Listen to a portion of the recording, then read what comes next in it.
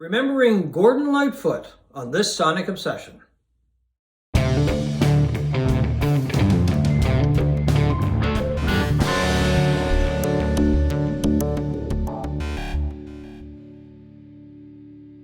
Have you ever written a song and thought after you had written it, even perhaps after you'd recorded, that you'd never write another song as good? Yes, I mean, when you do something that's really, really spectacular, you have to wonder when you're going to...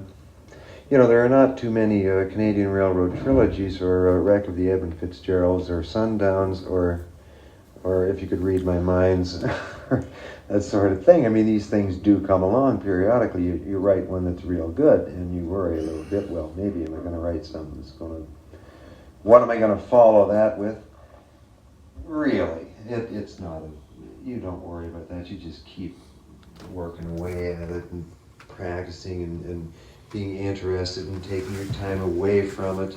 In times when you concentrate on it, and times when you don't concentrate on it, when you think about other things, and it will come along. That was a very young-sounding John. That was 40 years ago. Interviewing the great Gordon Lightfoot, who died this week, a Canadian icon.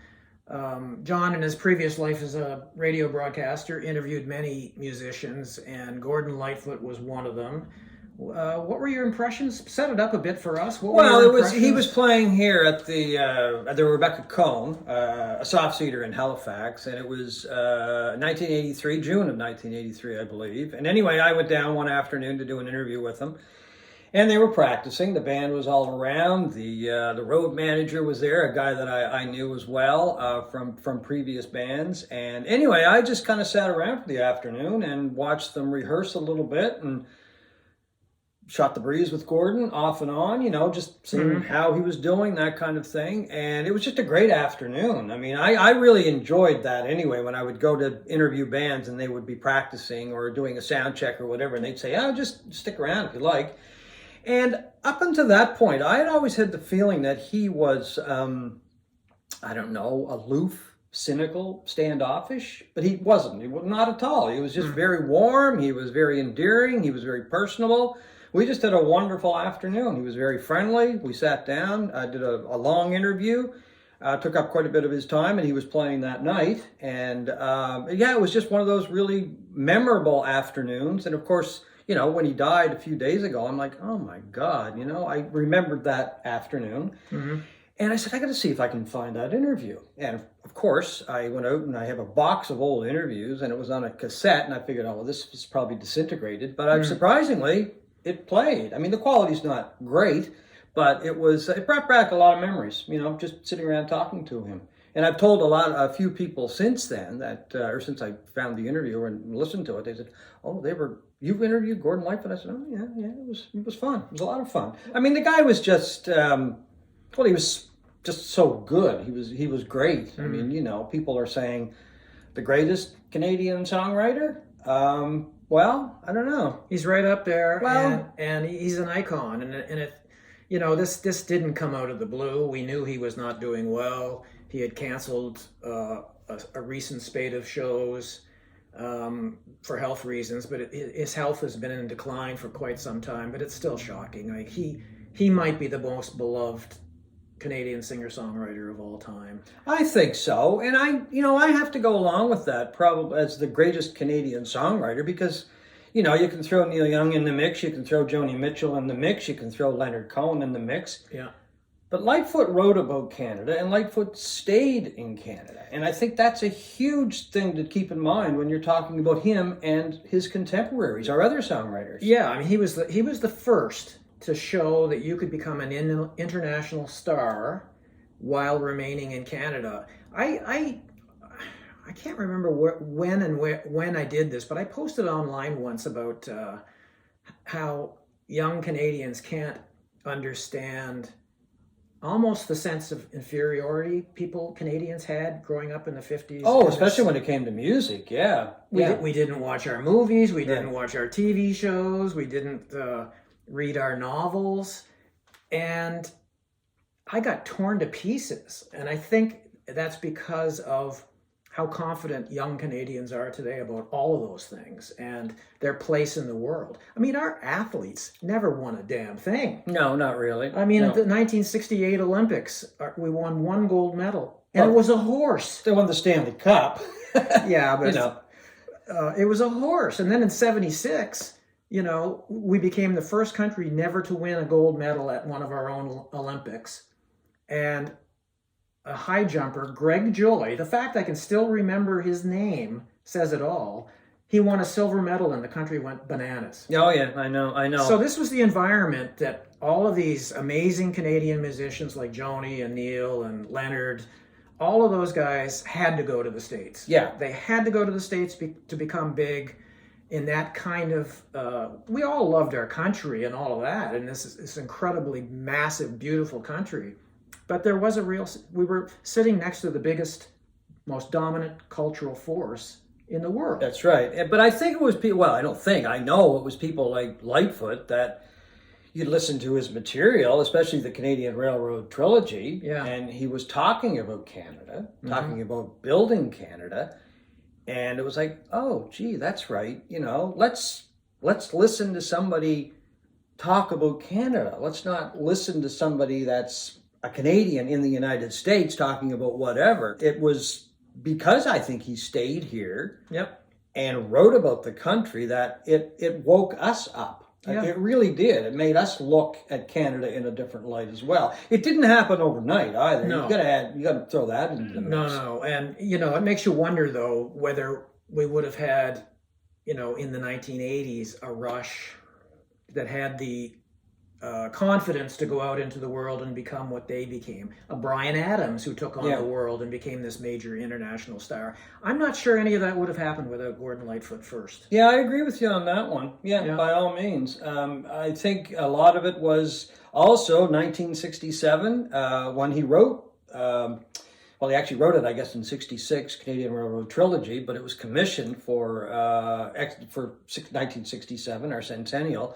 That's when we woke up, I think, a lot of Canadians anyway, and started looking at the country in a different light. Music, books, et cetera, especially the arts and sports and everything, really. But he was one of the driving forces. You can't talk about Gordon Lightfoot, too, without talking about the poetic beauty of his lyrics. I mean, I think he spent as much time, as melodically good as he was, he spent a lot of time perfecting his lyrics. And his lyrics, he's one of my favorite lyricists, especially in the sense that you never sit there and go, what's he talking about? Yeah. What's he writing about? Everything was in the open. It was, there were no, you know, ridiculous metaphors where you don't really know what the hell the guy's talking about. He was a storyteller. He was a storyteller, and he told stories about Canada. He told stories about his life. He was very honest about his life and his foibles and his marriages and all of that. Just brilliant lyricist. But as he also told me in the interview, and we're going to play another clip, it was very important for him to maintain, when he was songwriting, his principles when he was putting a song together. So let's listen to what he had to say about that. I have a certain framework within which I have to stay in order to accommodate the people that really believe in what it is that I'm doing, and at the same time make it acceptable to commercial radio without turning off the fans, and that's about as close as I can get. So you have a special affinity for the people that have been following you since day one. Yes, I have to draw the fine line, and I have to satisfy my fans, and of course, along the way, we lose fans, but then we gain fans as we go. Also, by changing. I mean, if you don't change, you know, you're not really getting anywhere. I mean, if I was condemned to singing Where the Long River Flows for the rest of my career, I would feel like I were in purgatory. Talking about the lyrics, I think the lyric that I really love from Canadian Railroad Trilogy is, we have opened up the soil with our teardrops and our toil. I mean, that really kind of sums up the song. But the other thing about Lightfoot is he didn't write songs just about Canada, and he didn't write songs just about relationships and that kind of thing. He was political. Black Day in July, which was all about the riots in Detroit back in the 60s. And was banned on radio stations. That's right. Radio stations, I think in the States wouldn't Yeah, play it. that's right. I remember hearing it in Canada, they used all to over the play it all place. the time, Yeah. But me, when it comes to Lightfoot and my favorite song, it was a story, and it was The Wreck of the Edmund Fitzgerald. But that was unheard of for a song like that to become such a big hit. It was over 6 minutes long. Yeah. Which back in those days, it had to be usually around 3, maybe 4 minutes. And we're talking about the 70s here, or, you know, it wouldn't even get played. But that song was everywhere when it first came out and became a huge hit. But it's just a wonderful story. You know, I mean, the incident is not wonderful. It was very tragic. But he was just able to tell a whole story in a few minutes, and you couldn't take your ears away from the thing. And the band did it. The first take is the one that was released when they were in the studio. They did it, and I guess they tried to do it over again. They did a few other takes, but the first one was it. Yeah. And you know, they couldn't make it any better. I mean, and it's just a wonderful song. It's just interesting, and it's talking about an event that I'd never heard about the event, and his voice in that song is it's just pure Gordon Lightfoot. It's haunting, and it's forceful, and it's very.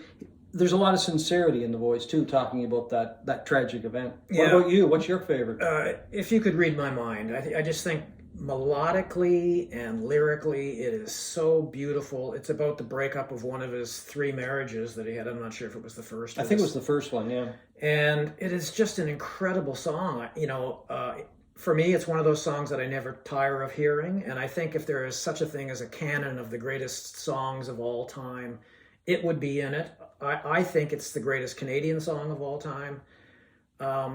Just the beauty of it, the string arrangements in it again, talking about, you know, how he learned to write charts and all of this stuff.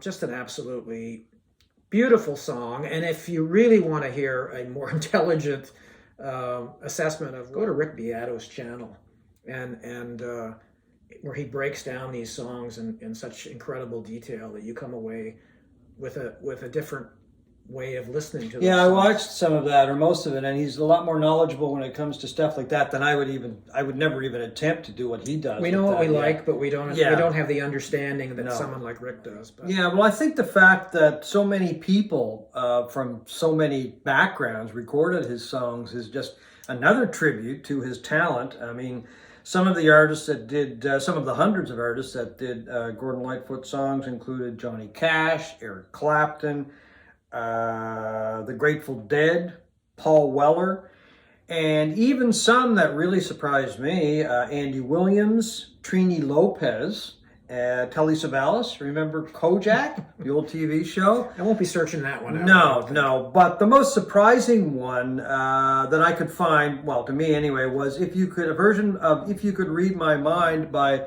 Stars on 54, a disco version. Anyway, folks, thanks very much for tuning in. We hope you have enjoyed our look back at Gordon Lightfoot and his career, and also the comments from Mr. Lightfoot himself. Thanks for watching this Sonic Obsession.